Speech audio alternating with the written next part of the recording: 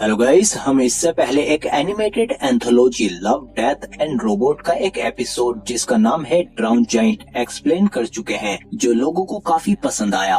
और आज हम एक्सप्लेन करेंगे इसका एक और एपिसोड जिसका नाम है आइस एज। और बिलीव करो, आपको ये बहुत अच्छा लगेगा।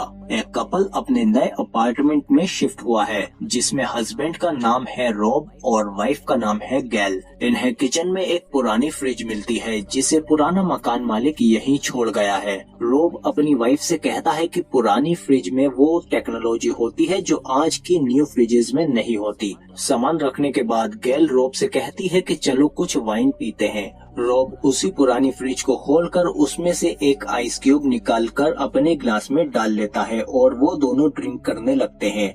पर कुछ देर बाद रॉब को उस आइस क्यूब में कुछ दिखता है। गैल उसे देखने के लिए एक मैग्नीफाइंग ग्लास ले आती है और वो दोनों हैरान हो जाते हैं क्योंकि उसमें एक नन्हा मेमथ था।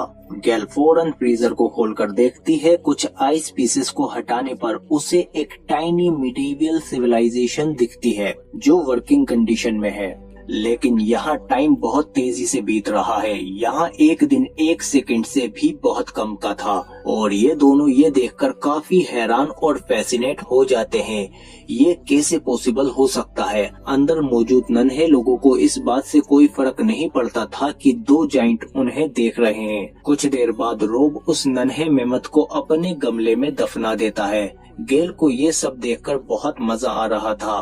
वो दोबारा से फ्रीजर खोलती है, पर यहाँ वक्त इतनी तेजी से चल रहा था कि इन्होंने मिडिवियल टाइम पर छोड़ा था और अब इंडस्ट्रियल रिवॉल्यूशन आ चुका है। कुछ देर बाद ये देखते हैं कि यहाँ सेकंडों में बिल्डिंग्स बन रही हैं। रॉब को इस बात का अफसोस है कि उसने रेनेसेंस पीरियड मिस कर दिया। अंदर 2 नन्हे वर्कर कंप्लेन करते हैं कि ये 2 इडियट हमें हर रोज देखते रहते हैं। देखते ही देखते इंडस्ट्रियल एरा से मॉडर्न एरा आ जाता है और अब विशाल स्काई स्क्रैपर बनने लगते हैं और इनके बीच छोटे छोटे ऑब्जेक्ट उड़ने लगते हैं। रॉब इनके बारे में कंफ्यूज हो जाता है, पर गैल उसे बताती है कि ये एयरप्लेन हो सकते हैं।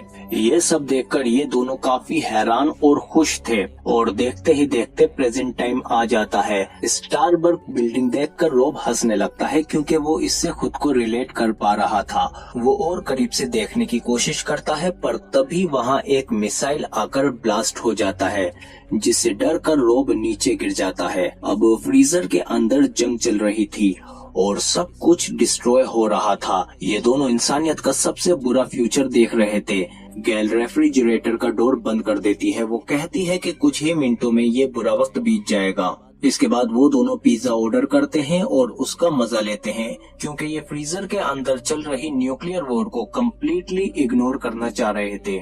1 घंटे बाद ये दोनों फ्रीजर खोलने की सोचते हैं, पर ये इस बात से डर रहे हैं कि इंसानियत कहीं विलुप्त ना हो गई हो। फाइनली वो फ्रीजर खोलते हैं और उन्हें एक प्लीजेंट सरप्राइज मिलता है। वॉर खत्म हो चुकी थी और इंसान उससे रिकवर कर चुके थे। वो उड़ने वाली कारों को नोटिस करते हैं और इस टाइनी फ्यूचरिस्टिक प्लेस को एमरलैंड सिटी से कंपेयर करते हैं।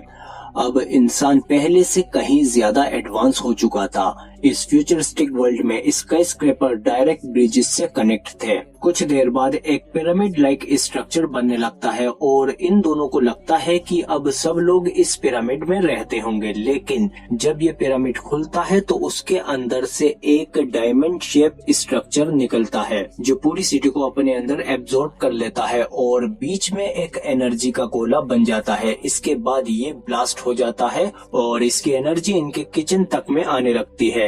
ये सब इन्हें एक आतिशबाजी की तरह लगता है। इन्हें लगता है कि इंसान अब यूनिवर्स के सारे सीक्रेट जान चुका है और वो अब पूरे स्पेस में घूमते हैं। इसके बाद वो सारी एनर्जी इकट्ठा होकर फिर से एक स्फीयर बना लेती है। इसके बाद वो स्फीयर डिसअपियर हो जाता है और ऐसा लगता है कि अब दुनिया का अंत हो चुका है और ये दोनों खाली फ्रीजर को देखते रहते हैं। इसके बाद रॉब फ्रीजर का प्लग निकाल देता है और ये दोनों एक दूसरे को हग कर लेते हैं क्योंकि ये दोनों इस बात के गवाह हैं कि इन्होंने इंसानियत का पास्ट, प्रेजेंट एंड फ्यूचर सिर्फ कुछ ही घंटों में देख लिया है। अगली सुबह जब ये दोनों उठते हैं तो कल वाली बात इनके दिमाग से ही नहीं निकलती। वो फिर आखिरी बार फ्रीजर को खोल कर देखते हैं कि क्या वो सब सच था, और जब फ्रीजर खोलते हैं तो वो दोनों फिर से हैरान हो जाते हैं क्योंकि फ्रीजर में डायनासोर एरा वापस आ चुका था, लेकिन इस बार कुछ नन्हे एप्स मरे हुए डायनासोर का मांस खा रहे थे और इतने में ही उन पर एक दूसरा डायनासोर अटैक कर देता है और इसी के साथ ये एपिसोड खत्म हो जाता है। पर तुम रुको अभी, क्योंकि ये दोनों इन टाइनी क्रिएचर को उनके नेचुरल हैबिटेट में देखते रहते हैं। लव, डेथ एंड रोबोट का ये एपिसोड इस इंटरेस्टिंग कॉन्सेप्ट के लिए काफी फेमस हुआ कि कैसे हमें ये ब्यूटीफुल क्रिएशन दिखाया गया। इवोल्यूशन, मानव जाति का अंत, दोबारा से फिर इवोल्यूशन, सब कुछ बहुत ही छोटे छोटे मेजरमेंट के साथ एक मैजिकल फ्रीजर में दिखाया गया। पर ये फ्रीजर आया कहां से, इसका जवाब हमें इस एपिसोड में नहीं मिला। पर कुछ फैंस का मानना है कि पुराना ओनर ये सब देखकर बोर हो चुका होगा, इसीलिए वो फ्रीजर को पीछे छोड़ गया। लेकिन ये एपिसोड हमें एक होप भी देता है फ्यूचर के लिए, क्योंकि इस फ्रीजर में मानव जाति सबसे ज्यादा खतरनाक जंग और तबाही का सामना करने के बाद भी बची रही, और उस पिरामिड से बनी एनर्जी बॉल एक तरह की टेक्नोलॉजी हो सकती है जो अपनी रियलिटी से निकलने में हेल्प करती हो। और जब बॉल हवा में गायब हो गई तो इससे ये भी इंडिकेट होता है कि फ्यूचर में इंसान डायमेंशन भी बदल सकते हैं, मतलब दूसरे डायमेंशन में जा सकते हैं और एक हायर बीइंग बन सकते हैं। मुझे ये एपिसोड काफी अच्छा लगा, और अगर आपको भी ये वीडियो अच्छी लगी तो लाइक क्यों नहीं करते, लाइक करो प्लीज, और शेयर भी करो इसे जो भी तुम चलाते हो, फेसबुक, ट्विटर, व्हाट्सएप वगैरह, और सब्सक्राइब करो हमारे चैनल को, बेल आइकन दबाकर नोटिफिकेशन ऑल पे भी क्लिक करो ताकि और भी अच्छी अच्छी वीडियो मिलते रहे तुमको।